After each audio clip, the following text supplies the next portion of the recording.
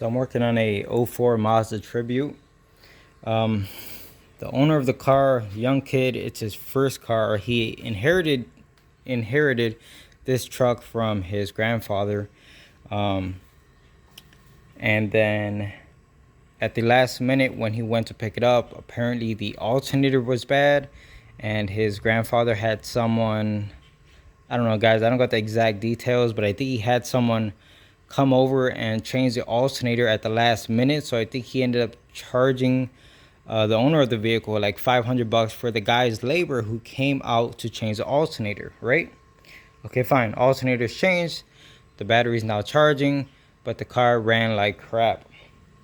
So it pretty much came in for a full tune-up. You can see we got PCV, the hoses for it, the ignition coil, spark plugs, belts, gaskets, throttle body cleaning, all that good stuff. You get what I'm saying? And the truck is running way better than how it came in. Before it was like sputtering in here, a lot of felt like misfires and shaking, and now it's idling that smooth. All right, so I put the stretch belt on the water pump side over here, the belt that goes right there. So I have one more belt to do, which is the standard serpentine belt on this side. So I decided to take off the wheel to get more clearance, and then I noticed this big old massive hole. See what I see? Isn't that crazy? So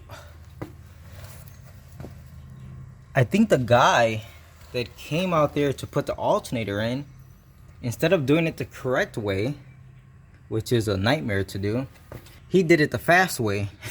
Took the express lane, and he just went ahead and cut out a chunk of the frame. Guys, this is structural. This is part of the chassis rail. You can see how thick that metal is right there. This is all, like, this is crazy. So if this car were to get into an accident, this right here is gonna fold like wet toilet paper. It sucks, you know. And I'm assuming it was the guy who did the alternator right before the new owner got this vehicle, because if you look at all the cut marks, the rust doesn't look old. This rust looks, you know, within a few weeks or a month or whatever. So yeah, this is crazy. And this guy charged, man, you know what's funny is that maybe I'm a little bit off on the details of how much he charged, but I thought it was $500 that he had to pay his grandfather for the labor of the guy. The thing is, I charge less than $500, a good amount less than $500 to change the alternators on this thing and do it the right way without having to cut out someone's frame rail. It blows my mind that whenever hacks mess with people's cars, not only do they hack your car and botch the job, but they charge more. It absolutely blows my mind. And I see this time and time again where these people charge more than I do to do the job, and they just completely hack your car like this. And here I am doing the job the right way, even if it's more labor intensive, and I still charge less. It's kind of mind-blowing, right? Anyway, that sucks. What's done is done. At least we have a quick access hole in case it needs an alternator in the future. That's wild. Anyway, we got a broken stabilizer link right here. But let me get off this panel so I can get to the belt a little bit easier. We are back with this Mazda Tribute, and it's the one that has the giant weight reduction speed hole right there for the alternator replacement. So I don't know, it's maybe like a month later. Anyway, car has been running great ever since we did all that engine work. Okay, but the front brakes are something of a whole different story. So there's the front right side. It has rear drums, and those are completely shot. The brake pedal on this thing, yeah, not great. Not great at all. You have to push the brake pedal all the way to the ground. Just look at that. That's the front left side. So you can see the two shiny spots right there. That's where the pad is actually touching the rotor. So when I say you got to push this pedal all the way to the ground, like hard, just to get the car to slow down at best, yeah, it's an understatement. I would not feel safe driving this thing on the actual street. I was only just going around the neighborhood just to get a feel, because it's been a while since I drove this car, so I wanted to get a feel for what it's like and kind of, you know, trigger that memory of what's going on with this car. Also, I think I showed you guys. If I didn't, I'll put a clip right here of this coolant leak that I ended up finding.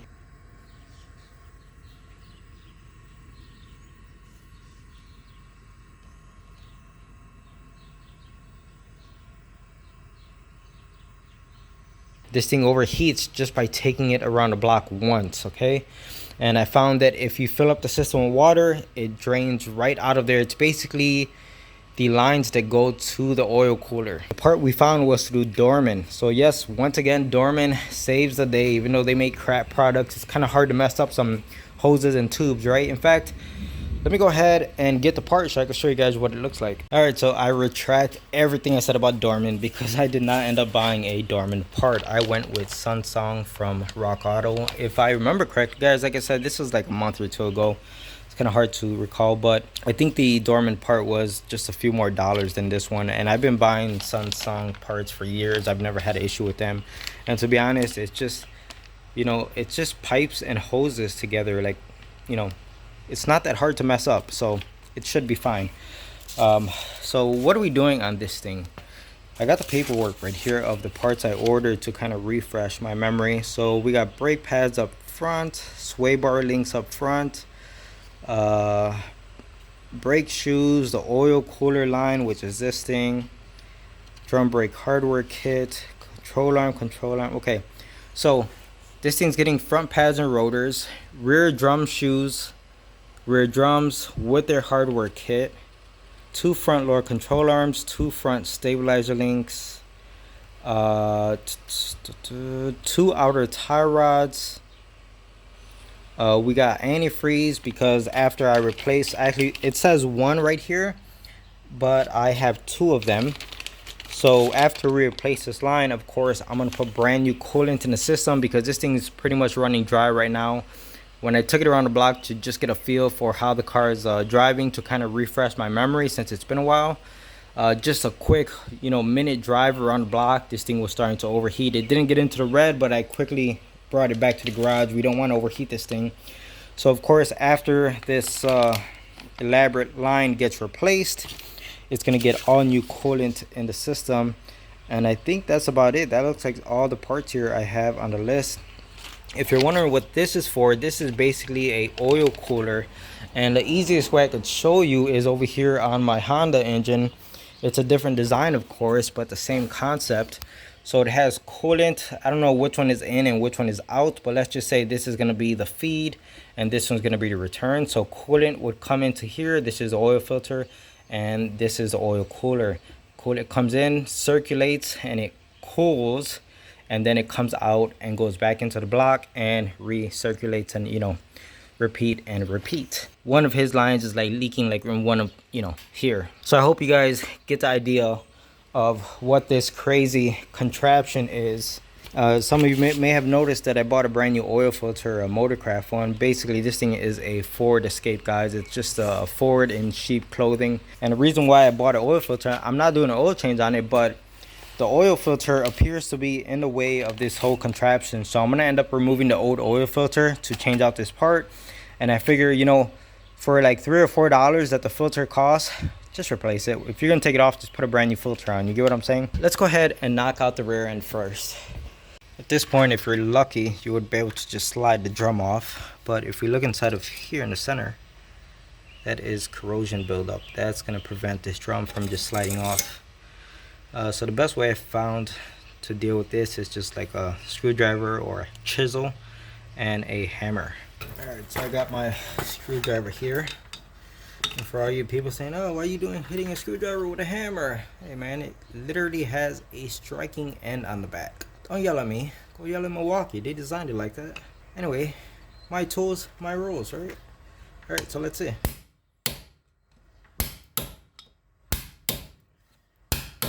If you guys can see how it's like just, it's almost like you're chiseling at ice.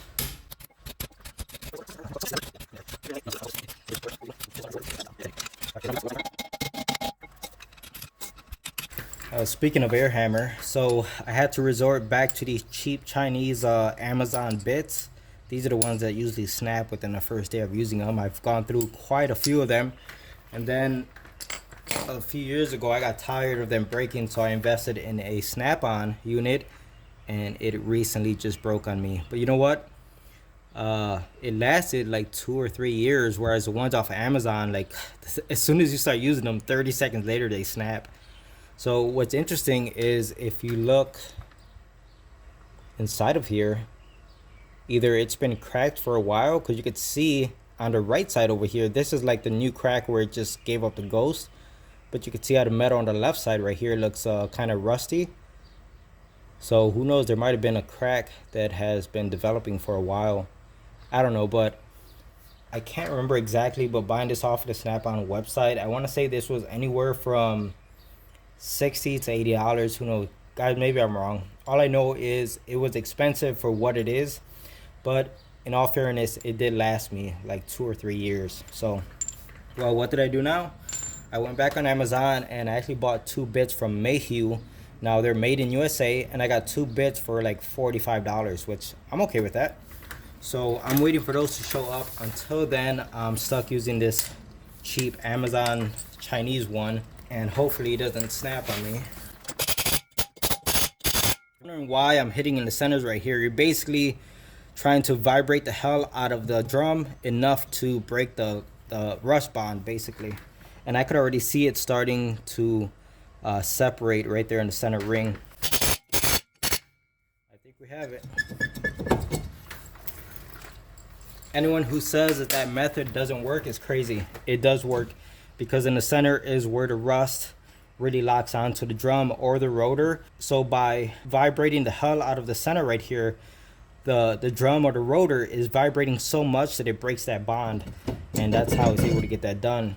Now the people who say, oh well, you're gonna damage the wheel bearing from doing that, do you know the amount of stress and beating a wheel bearing goes through just driving your car? You get what I'm saying? The potholes, the bumps that you hit, wheel bearings take a severe beating every time you drive your car. So to say by hitting the face right here just for a few seconds with an air hammer is gonna damage it, to me is kind of ridiculous. I don't think it's gonna damage it. Now that we got the drum off, the shoes aren't as bad as I was expecting. You know, I thought they were just gonna be completely worn down, but they're not.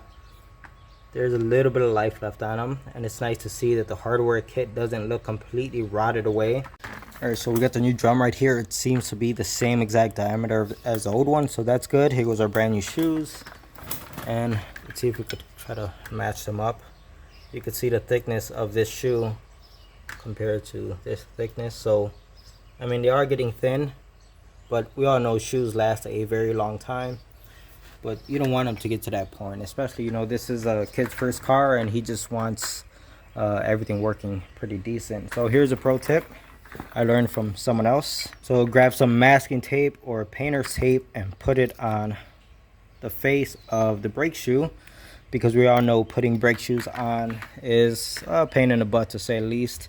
And you're constantly handling the shoes, and the last thing you want is to get the friction material all filled with grease or oils from your hands. So protect them with masking tape, and once they're 100% installed and then you're all set to put the drum on, go ahead and peel off the tape. Here's a tool I want to show you guys. I can't remember what it's for. It's for pulling some sort of a spring on a motorcycle. But years ago, you know, you get frustrated with doing drum brakes and you start looking for tools that can help you. So we all know the main spring up here, this one, can be pretty tricky to get on and off, right? So I'm going to show you where a tool like this comes into play. Let me show you how easily I could get this spring off of here. Now, so you could always use pliers and just grab onto the spring and pull it. I've done that plenty of times, but let's see how this works. Wasn't that fast? Now you're probably thinking, oh yeah, it's easy to take off, but what about putting it on? Well, let's try to put it back on. Granted, there's going to be a little bit more effort involved, but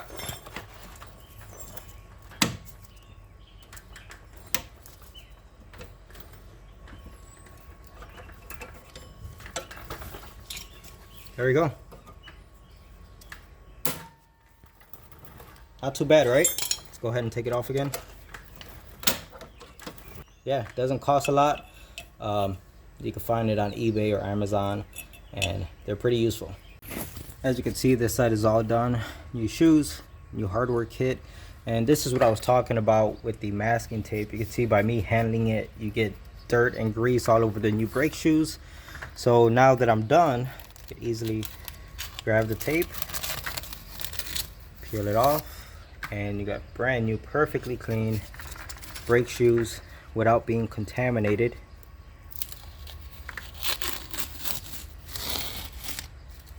Perfect.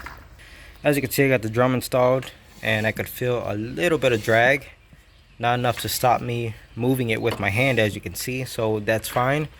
Something I am noticing is, you see this in the brake hose, that's not good.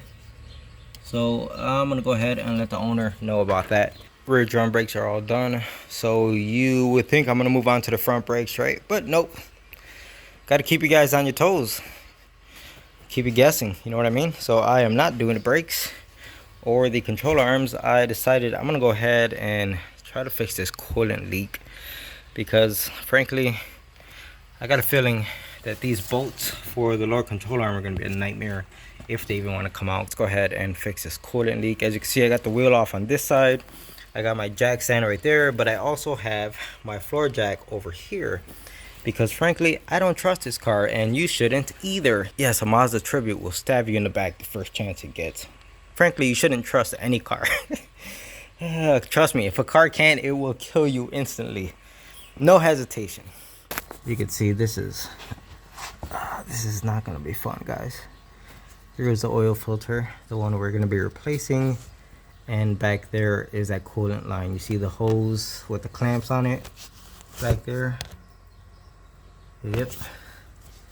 And it loops around, and there goes our leak right there. So that's the hose, or the hose assembly, I should say. I'm thinking we should try to get this plastic out of the way. So I've got the covers out of the way. The one on the left side of the car, I completely removed. The one for the right, or the passenger side, I just kind of loosened these bolts and moved it out of the way. And I opened up the valve right there. You can see we are getting the water out of the system. This thing does not have coolant in it, it just has water right now. So I'm trying to get out as much as I can before we actually start disconnecting the hoses. You can get a better shot of it now, and even from this side. So you can see it goes into the bottom of the water pump right there, and you can see that rubber hose is kind of like split open. So that's what we have to get disconnected. It's funny that since I started draining the water out of the system, the leak actually started leaking. It wasn't leaking before, so I guess you get the fluid start circulating, and it shows its face. So that's why we're here, to change that leak right there. So while the water is draining out, I decided to take off the oil filter right now to get that draining. So I have a inception level of pans here stacked on top of each other. So the one in the center is going to be for the oil, whereas the one on the bottom is collecting the water. Why does it look like this oil filter is just designed to dump right on top of the exhaust?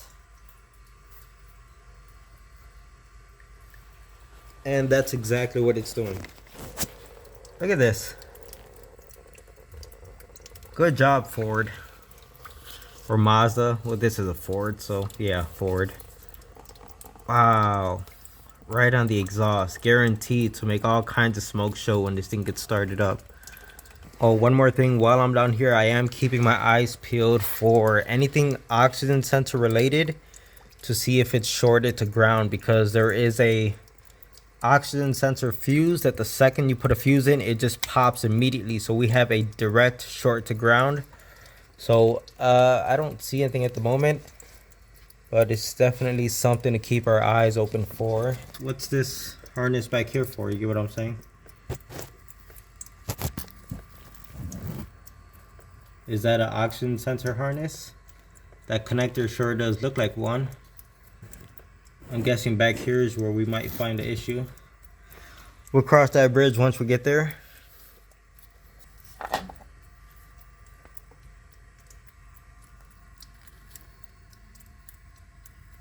All right, so here's what I got off so far. Not much progress. It's not going as easy as I thought it was. So I got all the lines disconnected. You can see those two from over there, and then it's pretty much disconnected from the oil cooler. As you can see, I just sliced the lines open, the rubber lines, because they're useless anyway, and why fight with them? Just cut them, get them out the way. The problem is the exhaust manifold, or the catalytic converter, is stopping it from coming out. You can see the clamp back there is hitting on the heat shield, and because of the U shape right here, I can't get it past the engine mount. So I'm stuck between a rock and a hard place here. So I see like three options here. You basically remove the engine mount, or remove the catalytic converter, which looks to be the most difficult thing. And what I think is the easiest to help with this is to remove the oil cooler. The reason why I don't want to remove the oil cooler is because there's a gasket that goes behind there, and of course I didn't anticipate having to take this apart, so I don't have a new gasket for it. But guys, I'm not seeing another option. If I want to get this done, I have to take this apart. So you just put a hex inside of here and unscrew this. The thread where the oil filter screws onto is basically a bolt that holds the oil cooler in place. All right, so I got that oil cooler off. As you can see, like I said, that is just a giant bolt. And on the back, it has essentially just another O-ring, just like you would have on a oil filter. And this one looks pretty mangled up. So sometimes in the past, I've gotten away with doing one of these by just stealing the O-ring off of a regular oil filter. You just got to find one that matches the correct diameter, and that's essentially what this is. It's just the gasket for a oil filter. But of course, I'm gonna have to go ahead and clean that up. Anyway, with that out of the way, we have a little bit more clearance. You can see the oil filter housing's gone, and I cut off more of the hose that we don't need. Once I get that one clamp off, I think I might be able to slide the whole unit out from that side. This is turning into a real shit show, guys. I've gotten every piece of hose off of it. It's just a metal pipe at this point, as you can see. And I cannot get this out of here. It's just locked in between the catalytic converter, the engine mount right here.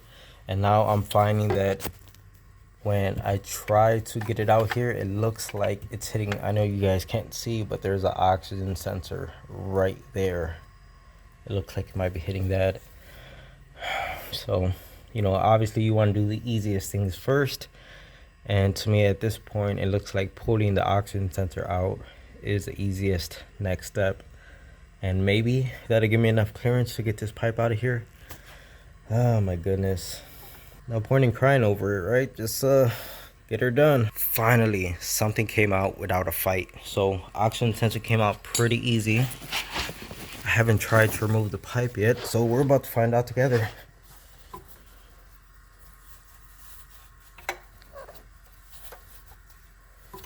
Please come out, please. Oh, wait, I think I don't know what's going on here.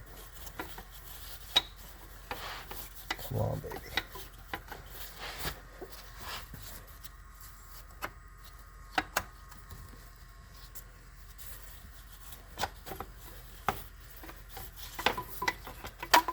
Come on, you know you want to.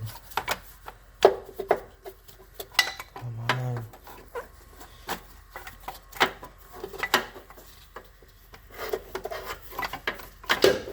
Yes. Nice. Okay. That means, look at me making a mess. Look at all the rust water. This whole pipe was full.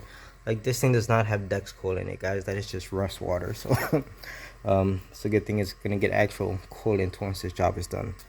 First, I'm going to try to put this in as one piece as it is, because it would really suck to have to put on these hoses and clamps afterwards. So I'm gonna try to get in there like this as one piece. But if the way it came out is any example, basically this may have to go in the same exact way, meaning I gotta remove the 3 hoses. So before I go and try to put this in here, I'm noticing something that, okay, so the original part came with this like proper heat shielding, right? It's like a sleeve. This one was right here. I took it off, and obviously this one was like right here in this elbow. And on the aftermarket, they literally just have like heat shrink tubing. And this one isn't even shrunk. They just slid it on and they didn't even heat it. But if I'm not mistaken, these don't have the same purpose. This provides actual heat shield. You get what I'm saying? Heat shrink does not do the same. I mean, unless I'm wrong. If someone knows any better, please leave a comment. Obviously, I'm going to go ahead and put a heat gun to this. I'm going to move it back where it belongs, put a heat gun to shrink it down. But I'm also going to slide the sleeves over and put them where they belong. So let's go ahead and do that first. Alright, so I got the pipe in, as you can see, and I started reconnecting the original hoses that go on it. You can see I got those two all set. The clamps are in place. I got that line back there connected with the clamp on it. The final hose that has to go on goes on to from here up to the bottom of the water pump. But what I'm noticing is, you see the corrosion on that, I don't know what to call it, a nipple for the bottom of the water pump or the outlet port.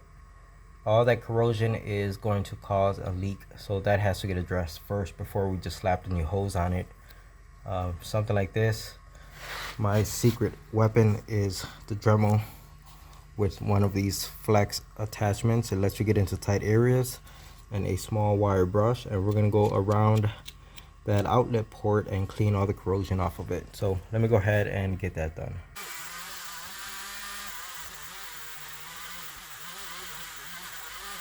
Alright, so there goes the finished product. You can see it looks a lot better than how we started. If I could get my mirror inside of here, we could try to look at the back side. This is the side that you know, it's really difficult to get to. You can see there's still some corrosion right up top, but that's not a big deal. For the most part, the back of it is cleaned up just like the front, as you can see from the mirror. Alright, same thing on this side. Right there. The trouble I go through to get you guys the shot. Anyway, I feel a lot better about this sealing compared to just leaving all that corrosion on it. And if we had a leak, that would be a absolute nightmare, because this job is a real pain in the butt. Way worse than I thought it was going to be. Yes, all this mess is for this freaking oil cooler. It is midnight right now. I don't even want to tell you how many hours I've been working on this one thing. Extremely frustrating. If someone asked me to do this on their car in the future, I'd probably turn it down. Complete nightmare of a job. Anyway, you can see we got this line that goes up to the water pump. And then back there we got the other line connected. You can see it with the clamp on it back there. Up here you could see the two hoses connected to the oil cooler itself with all the clamps in place, and of course our brand new oil filters in place. At this point, all I have to do is reconnect this bracket. It goes right there, and put the oxygen sensor back in its place. But for right now, just to verify that we don't have any leaks, I'm gonna go ahead and add some coolant to the system.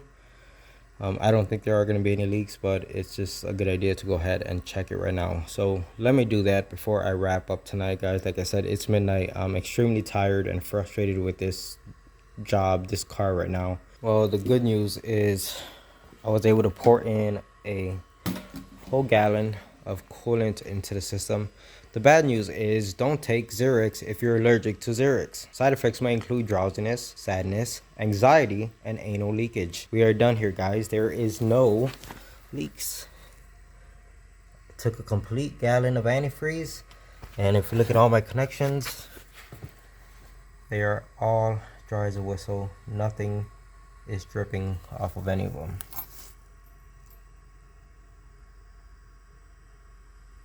Before, the second you add any type of liquid into the system, it would immediately start dripping, and you guys saw the drip happening on camera. So this thing's good to go, like the new chicken fajita from Taco Bell. Not a sponsor. Anyway, like I said, it's past midnight. I'm gonna go ahead and wrap it up for tonight. All right, so it's the next day. It's actually pretty deep into the next day. As you can see, no puddles of coolant on the ground. That's not coolant, that's oil from when we initially took off the oil filter. But it sat overnight, no coolant anywhere. And the reservoir still has coolant up to like right there. Hopefully you guys can see that it's holding coolant. Anyway, I decided to go ahead and knock out everything that I have to do on the front driver's side off camera. So it's what I did. So we get our new rotor, new pads, new lower control arm down there, as you can see, new stabilizer link. I don't have it connected right here because it's a lot easier to do the other side if you leave it disconnected. And new outer tie rods. Maybe that slipped my mind when I was telling you guys what I was doing, but it is indeed getting new outer tie rods. Let's go back on this side. Let me show you guys a few things. So this is the reason why I ordered stabilizer links. You can see it's broken, right? This is the reason why I'm putting on lower control arms. You can see the bushings just completely destroyed and pushed out of the actual arm itself.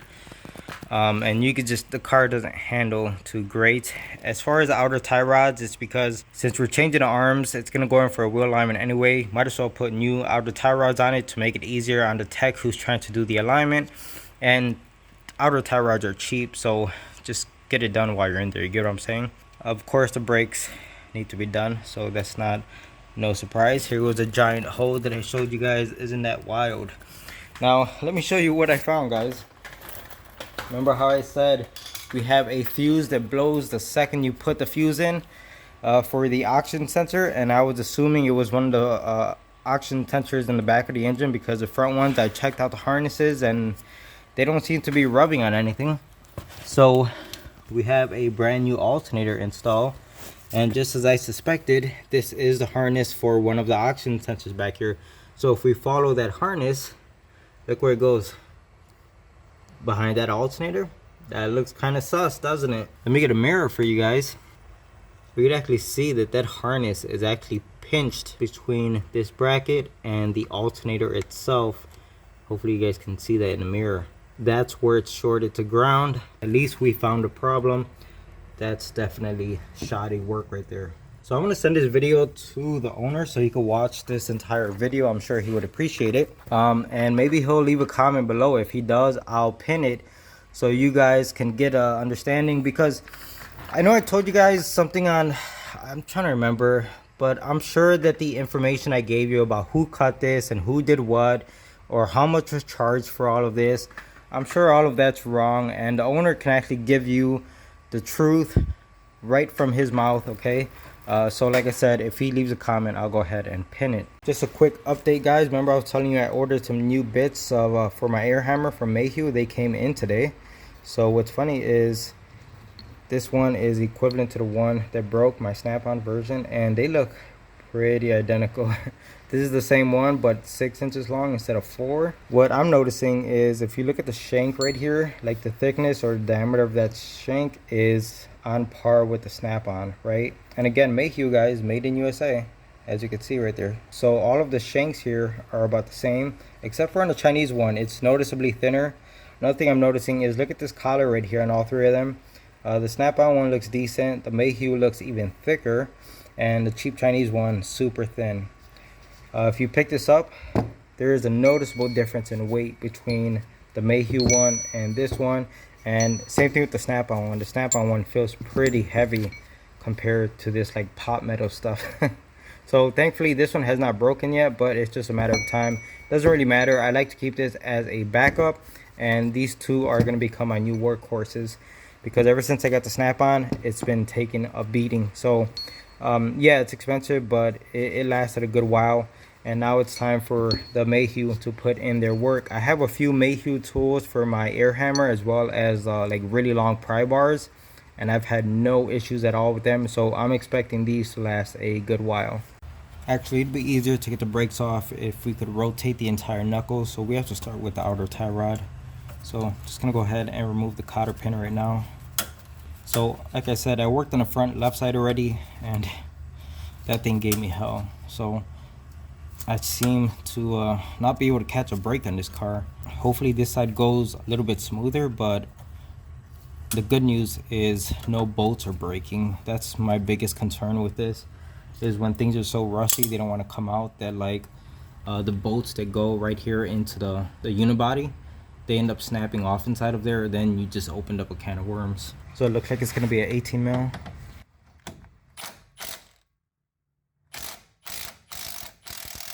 So I'm going to grab my hammer and just hit right here on the stud to knock it up.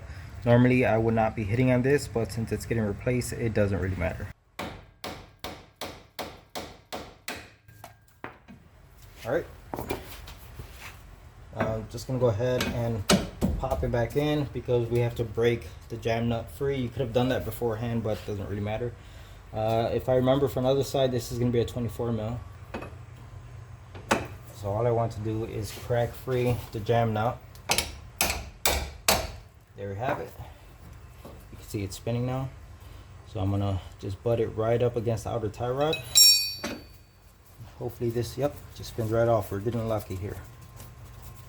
So I don't want to move that jam nut because I'm gonna put the new outer tie rod right up against that jam nut, and you know, keep the alignment as close as possible so that it's not too far off before he takes it in for a proper wheel alignment. So I'm just going to grab the new outer tie rod and pop it on right now. Alright, here goes our new outer tie rod. And just drop it on the floor like that. So nice thing about this car is it uses the same outer tie rod for the left and the right side. So you could just buy two of the same parts. It doesn't really matter which end goes on where. Alright, so I got the tie rod all the way up against the jam nut. I'm going to go ahead and put it back in the knuckle right here. Alright, just so we did two different things. First of all, I'm going to go ahead and snug down that jam nut. No need to kill it because remember, the technician has to undo it in order to do the wheel alignment. So that's the first thing. The second thing is, let's go ahead and put in the Zerk fitting. Let's also drop that on the ground. You're probably wondering, well, that's a tiny little thing. How much does that matter? It matters a lot. If you forget to put this in your car, within a matter of months, you can destroy your brand new ball joint or a tie rod because water ends up getting inside of it and just completely rust it out. I've seen it happen, and I will put a link to a video where it happened recently on one of my customers after they took their car to a shop, paid a lot of money to have a shop do some work, and they forgot to put in the Zerk fittings, and guess what? That job had to be redone. So that's snug down. Now, even though I did see some grease inside of the joint right there, I'm gonna go ahead and pump some more grease into it. I always do this after I put the Zerk fitting on. Nothing major, just give it a good few pumps and I'm okay with that. Alright, so with the tie rod disconnected, now we could rotate the entire knuckle, and it gives us just a little bit easier access to the backside. I'm going to go ahead and remove the caps back here that protect the slide pins. That's one of them. You could easily just pop them off using like a small prying tool. So that's both of them right there. Actually, let's go to the front of the caliper. Let's get this thing out of the way. It's like a spring or some sort of a retainer clip. They look intimidating, but they're not that difficult to remove. Now we can go back to the back side. These actually have a hex H7. You need an extension to get to the top one because of the brake hose. Break it free, give it a few love taps. Let's go to the bottom one.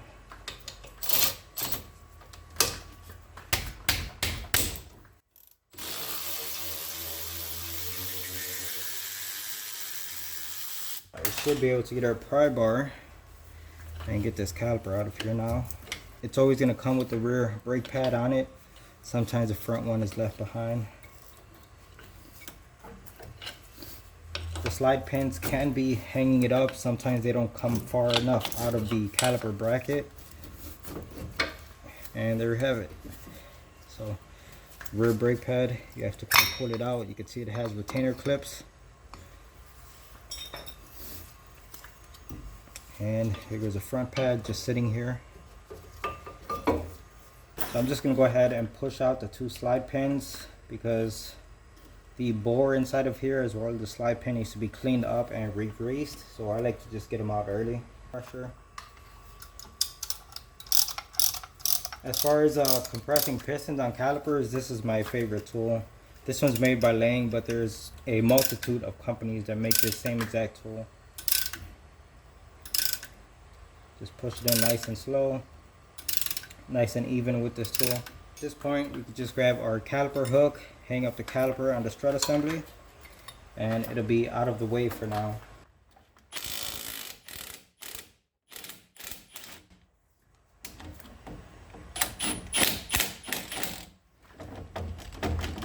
That's a pro tip: whenever you're taking off these caliper brackets, take one of them out and then loosely thread it back in. Because if you take one out completely, when you go to remove the other one, the second it will just rotate the entire caliper. It could slap you in the hand, your kneecap, whatever, and hurt you. So just thread it back in a little bit. And now you could remove this one by hand, and there is your caliper bracket. At this point, the rotor, it's not loose. The one on the other side was loose by now, so let's give it a few love taps.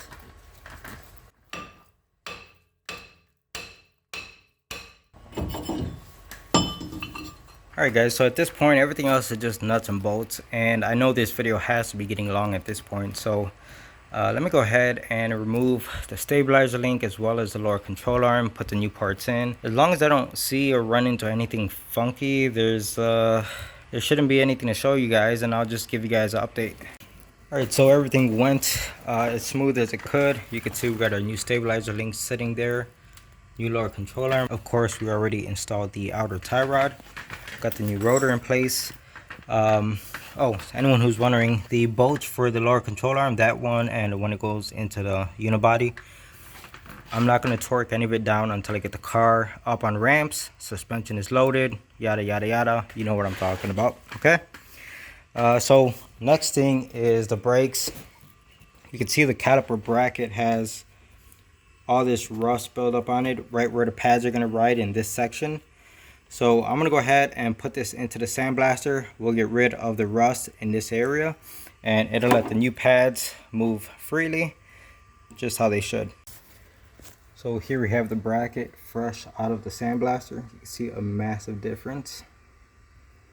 Okay, and what I like to do is spray the sandblasted area with CRC. You can see this side has been protected already. Number one, to protect the fresh metal from rusting, because if you don't protect it, it's going to rust actually faster.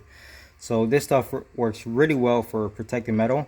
It's not going to wash off with rain or anything like that. It stays pretty put, and it's non-sticky. Once it cures, it's not sticky. It's not going to collect dust or dirt, debris off of the road, nothing. And what I found, especially on this type of design that Ford likes to use, where the pads have to ride inside of the actual caliper like this without using any type of hardware kit, is that the CRC actually works as like a lubricant. It lets it glide because of that wax film, if that makes any type of sense. So what happened is, you know how brake pads tend to stay in like one area for a very long time, and as they wear down, they move in further and further. Well, since the wax isn't going to go anywhere, eventually as the pad is moving in, because it's getting thinner, it's always going to have a fresh section of waxy area to glide on, if that makes any sense. There we have it. It's all set. This thing is pretty much ready to go back on the car. And yes, I even sandblast the areas where the caliper bracket mounts up to the knuckle, as well as the area where the slide pins bolt onto this thing, so it has a nice clean mating surface. So you can see the pad's going to come in here and it glides perfectly, no issues at all. Alright guys, so everything is reassembled on both sides of the car, 100%. Everything's put back together, minus the 2 bolts for lower control arm like I mentioned. So the next thing I'm going to do is put the wheels on, drive it up on the ramps, and I'll torque down those 2 bolts for lower control arm, and that's going to be it. And this is for the people who never believe me. As you can see, the Mazda is up on the ramps and I'm torquing down the bolts. Okay, all right, I'm just showing you guys I'm doing it. Alright guys, so everything seems pretty good going on test drive. You can see the temperature gauge is right in the middle where I want it to be. I've been driving for just about 10 minutes, but the car has been running for more like maybe 15 minutes. And everything seems real good. I got heat blowing out the vents. So the car is happy as far as the cooling system. It's no longer overheating. Before, this car would not last 2 minutes going around the block without it starting to overheat. So it's safe to say the overheating has been fixed. As far as the alignment, I'll tell you what, it drives pretty dang straight. Not gonna lie, the steering wheel is off by a hair, like you gotta point a little bit to the left, but the car feels way better. It feels a lot more stable driving. Before, you know, with the suspension and the bushings all worn out, it kind of felt like it was all over the road and you're constantly fighting the steering wheel trying to keep it to go straight. That's not the case anymore. And of course, the clunking noise from up front is gone because of the broken stabilizer links, so that's been resolved also. What else? Check engine light, that's on because we know we have that code for the oxygen sensor that's shorted to ground.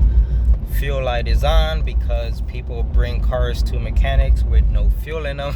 Don't do this, guys. If you're taking your car to get fixed, make sure there's fuel in it because the car needs to be test driven, and I am like below E on this thing, so I have to go back to the garage because I don't want to be left stranded. But it's driving really good. Oh, the brakes, it's still in the braking process, you know, whenever you first do your brakes on a car. But even being in the braking process, the brakes feel way better than how it was. Remember how I mentioned before, you had to put, it felt like you were pushing the pedal into the ground and the car would at best come to like slowing down at best. All that's gone. It feels way better. Like I said, the braking process for brakes never really feels great initially. You have to drive the car. I like to give the car a good like 2 different sessions of driving. So the first time I'll drive it around for like 10-15 minutes, then I'll park the car, let the brakes cool off, maybe for like a half hour, 1 hour, whatever, and then go out for a second test drive. And then that's when the brakes, it's almost like there's a on and off switch. You could tell when the brakes are done bedding because there's an immediate difference how the pedal feels and how good the brakes are working. So I typically like to do 2 sessions of when I'm trying to break in brake pads. Guys, so it's the next morning. I'm taking it out for a test drive. Last night it was raining pretty bad, so I just kind of threw in the towel. Anyways, I'm test driving it. I tightened down the lug nuts, topped off the coolant, take it out for another test drive, and then I'm noticing the truck is starting to stumble on me, and this is when it hit me, guys. I'm just remembering that this car has no fuel. It's starting to die on me, and I'm nowhere near my house. Oh my goodness, how dumb of me to forget that it has no fuel.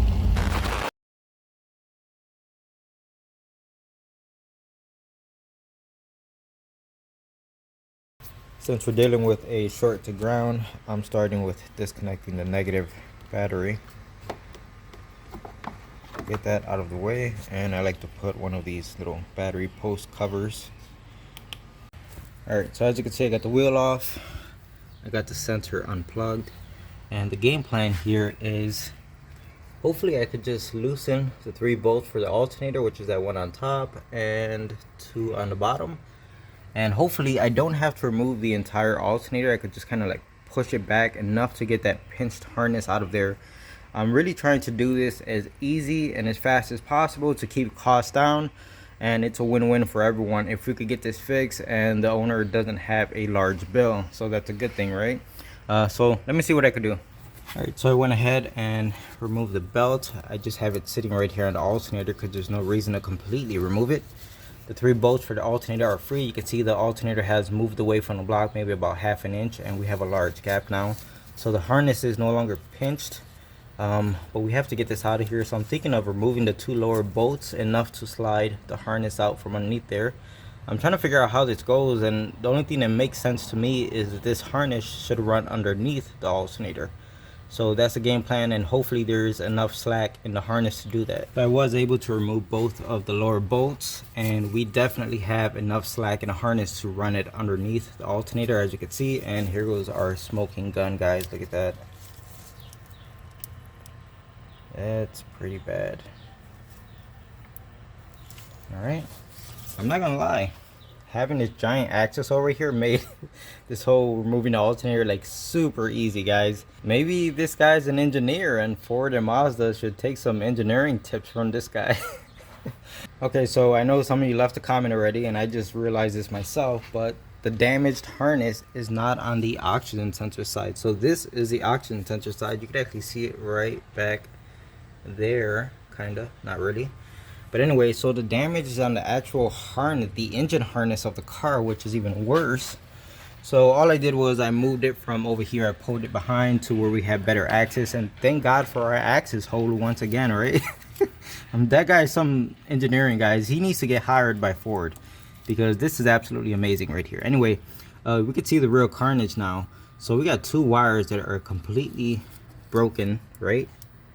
They were making contact with each other, as well as making contact with the engine ground. And then the two that are still intact, they don't look great, guys. They're pretty much like smashed, like really bad smashed.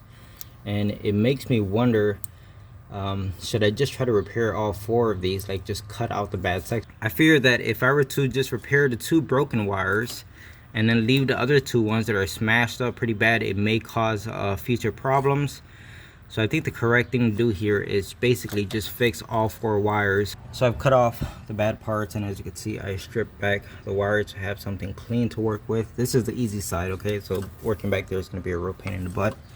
But as you can see, we have like a, I don't know, like a tan or maybe like a light brown or orange wire. And then over here we have a green and orange maybe. Honestly, it doesn't matter what color wires you use, guys. This is something that I'm like 99.9% sure no one's ever gonna see this. All right, so initially I was looking for colors that, like I said, match, right? I like to try to do that. Here goes a green one with a stripe, and here goes like a tan wire. But then I realized that, guys, this gauge wire seems too thin for what's on the car already. So anyway, I found this one, a thicker gauge wire, and this is what I'm going to use. It's a very long piece, and I'm just gonna go ahead and trim it down and use it for all four wires. Just make sure to not get your wires mixed up. Do it one at a time and you'll be okay. Obviously, anyone who does this type of stuff knows that the wire gauge thickness is way more important than getting the correct color. You get what I'm saying? So that's a call I'm making on this. All right, so as you can see, all the wires have been repaired. I basically cut out each section that was pinched on each of the four wires, and that's pretty much it. Everything has been soldered, heat shrinked, and before I heat shrinked, I actually sprayed CRC corrosion protection over the joint before I put the heat shrink on. So it should be pretty good. I'm gonna go ahead and wrap this entire thing up in aluminum so it looks nice and factory. We'll route it how it's supposed to be and plug it in. Here goes the finished repair. As you can see, I put the wires inside of some convoluted tubing, and then it all got wrapped in electrical tape. And because I didn't want it possibly hanging down and hitting the CV shaft, you can see I put a zip tie right in the center right there, right off of the alternator. I believe there should be a mounting point right off of the alternator because there's a hole drilled in it. So it just kind of made sense that that's where the harness would mount up to. As you can see, it's plugged in. Everything looks real good, real neat, real clean. Show you from this side. That's what it looks like. Okay, alternator is completely torqued down. The belt is on. At this point, before I plug in the battery, let's go ahead and replace the blown fuse. Actually, let's do it the other way around. Let's connect the battery, because before, we know that whenever we put a fuse in it, it would just pop the fuse immediately. The battery has been reconnected. I pulled out the old fuse, and you guys can see that it is blown. So here goes a new one right here. Now, like I said before, the way it was before, the second you pop a fuse in, it just immediately blows. You see a little spark, and that's it. Look at that. So far, we're off to a great start. Really good. It did not pop.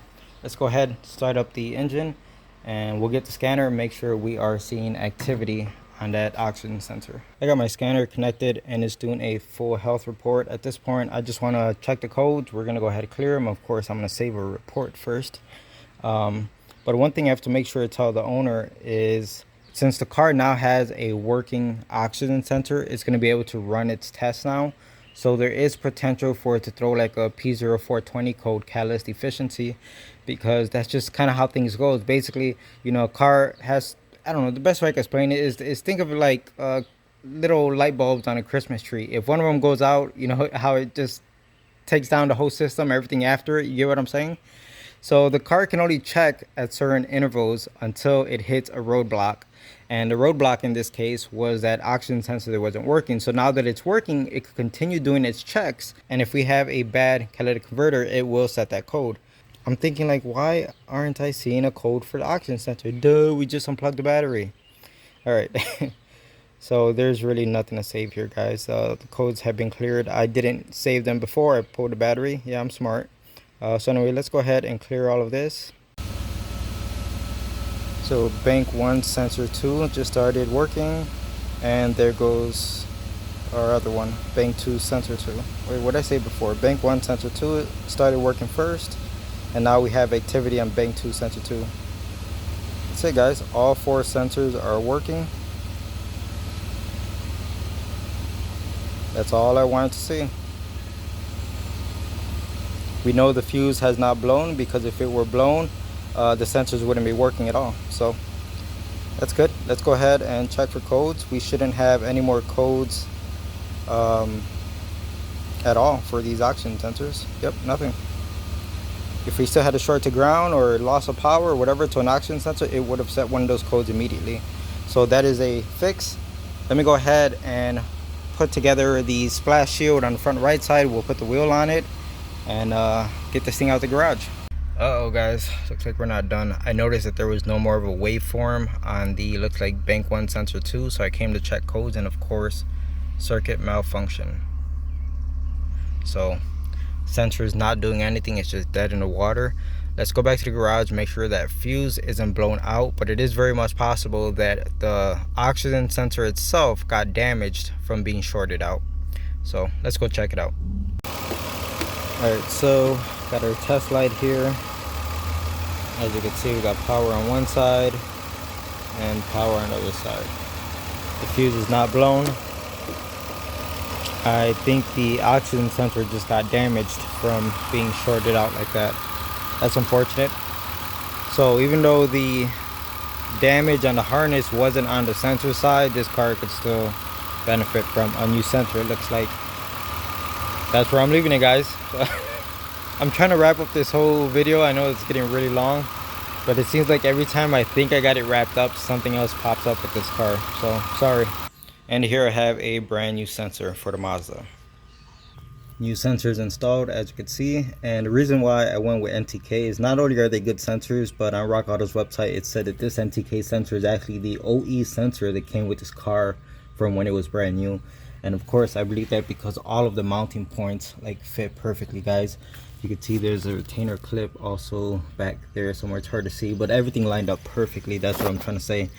So here goes the old sensor right here on the ground, and this might explain why this sensor is dead. That's absolutely crazy. How does something like this happen inside the inside the exhaust manifold? I have no idea. Unless the sensor was removed for some reason and it got damaged and someone just put it back in. That's absolutely crazy. I've never seen anything like that. That explains why we have a dead sensor, because this sensor is physically damaged. So let's go ahead, clear the codes, and see if we have any activity on this sensor now. All of the codes have been cleared. Let's go ahead, start it up. I already got up our data screen right here for the oxygen sensors.